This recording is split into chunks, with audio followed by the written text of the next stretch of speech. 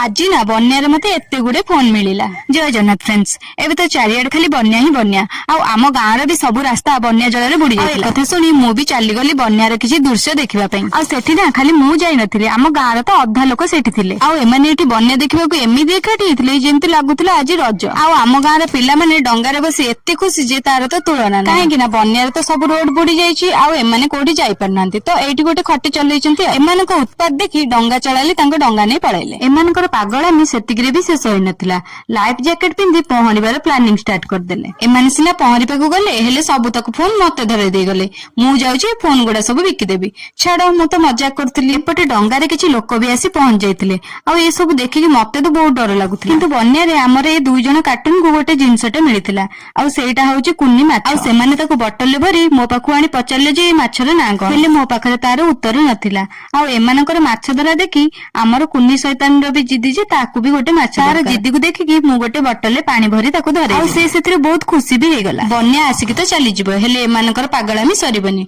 आ हां, वीडियोटी आपनकु केमति लागिछि सेटा तो आपन जणाइबे। Bye bye.